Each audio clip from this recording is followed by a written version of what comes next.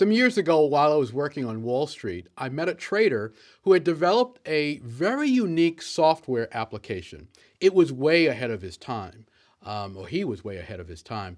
It was a software application that enabled you to look at the relative differences between financial instruments in a graphical way. In fact, it was a bit of a virtual reality experience. He had one application where you'd put a helmet on and you could actually fly over currencies and equities and bonds. It was quite fascinating.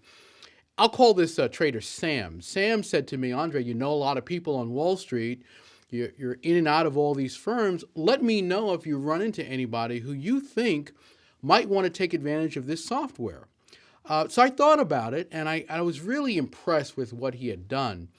And I realized that this was something that a lot of companies could use. So I started to talk to other companies about it during my conversations.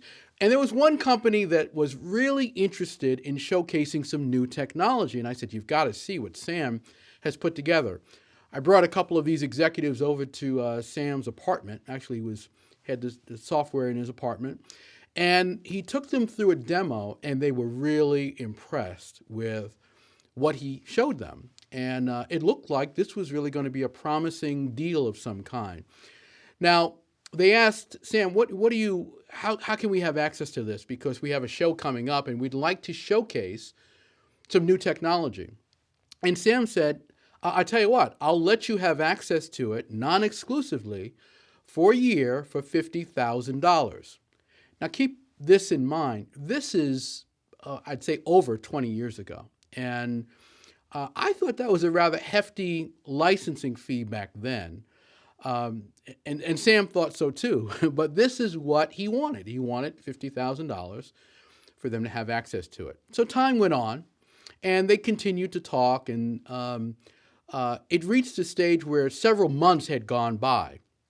And finally, this company that I had introduced Sam to said, the show that we want to show this software at is coming up in just a couple of months. We'd love to be able to get access to that as soon as we can. Well, Sam said to me privately, he said, look, I told them my price. It's $50,000. If they want it, they're going to have to give me $50,000. And I thought, this is really this is a significant number you're asking for here for just licensing. They won't own it. It's non-exclusive. They won't be able to claim it's theirs. And he said, this is my price, it's $50,000. So we arranged a conference call where the company said, okay, we're ready to move on this. And I knew this company was a little bit reluctant to spend this kind of money and not have ownership of this software. And Sam said this on the phone. He said, it's very simple, guys. This software is ahead of its time. I'm very proud of what we've done. In 20 years, everyone will be looking at this as the norm. It's $50,000. If you want it, I need it by wire transfer by Friday. Friday came, and Sam got $50,000 in his bank account.